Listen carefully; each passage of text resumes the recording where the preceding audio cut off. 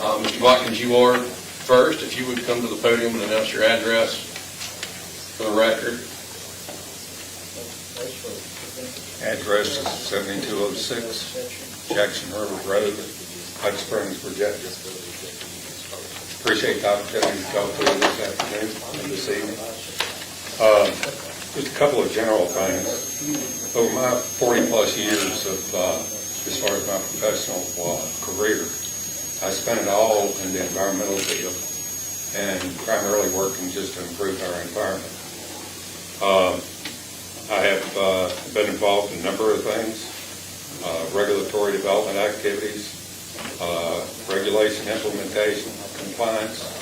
At the same time, I've been involved in construction, operation, design, wastewater, solids waste, air pollution control equipment. I'm sorry, the gentleman in the back was talking. I didn't. Oh, okay. I won't count that against you. Okay. One thing I'd like to get straight is I can truthfully say I'm not a NIMBY. Okay? I hope everybody knows what that is. As far as the existing trail, I live beside the Jackson River trail bed. The trail goes by my property there at Natural Well. It goes by property that I own close to this section 5 of the trail that we're talking about now. And I don't think you remember me coming down here and complaining before. But in this case, we're talking about a different monster. It's a sensitive area, unique, and I'm concerned about some of the construction activities that we're pursuing. As far as going forward, just talk about stormwater regulations briefly.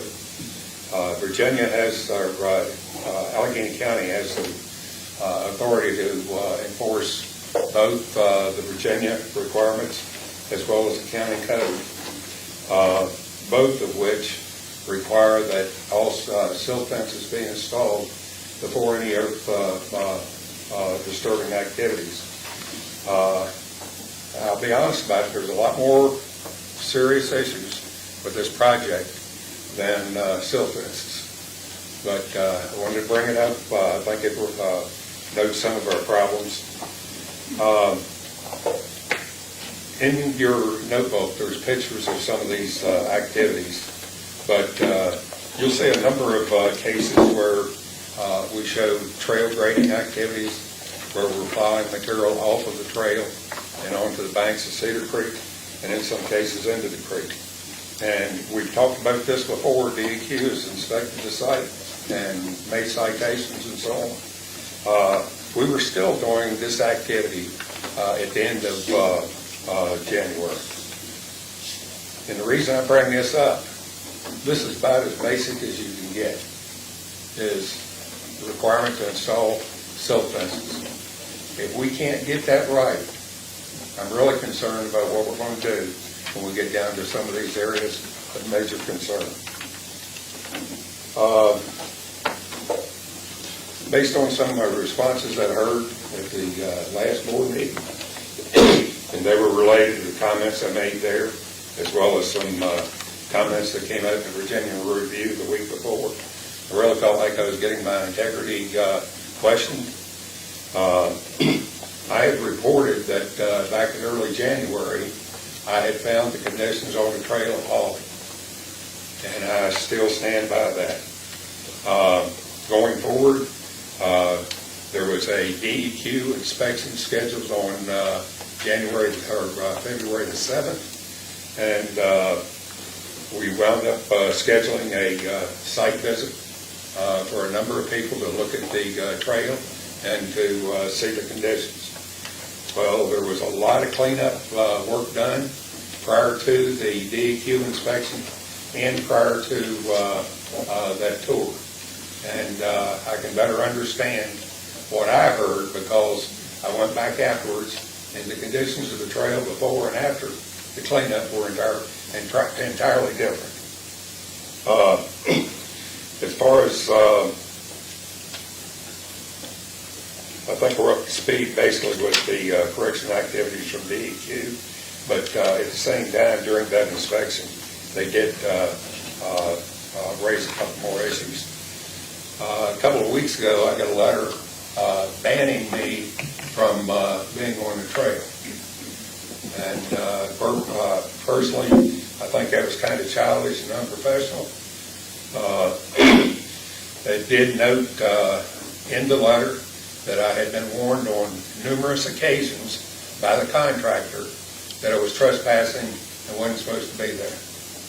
And I'd like to say it politely, but I'm not going to. That was a lie.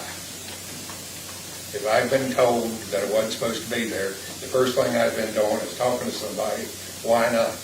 Because I had talked to Mr. Walters about it before and told him I intended to and didn't hear a problem with it.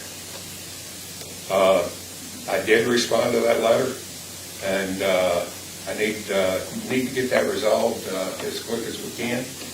One, I'd like to continue to access the site, but if you got problems with that, if nothing else, I own property on both sides of the trail, and unless I use the trail or cross the trail or whatever, I can't even access my own property.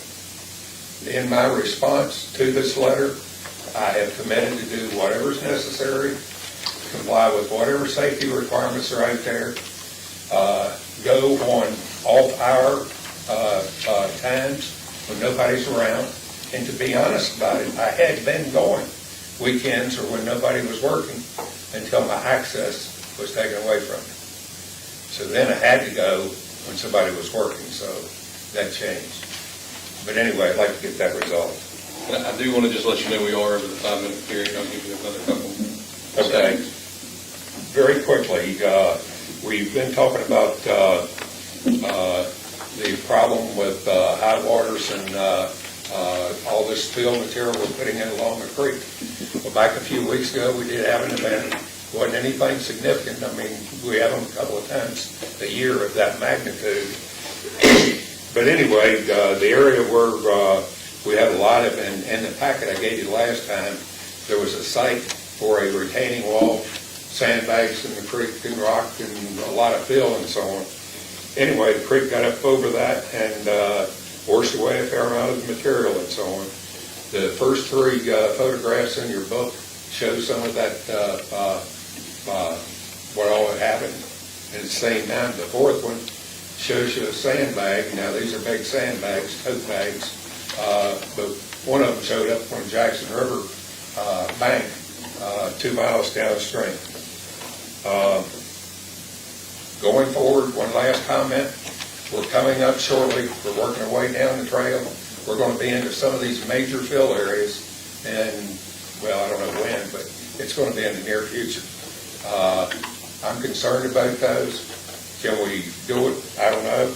But at the same time, I'd like to have a better feel for what the plan is going forward. Mr. Botkins, thank you, sir. Thank you.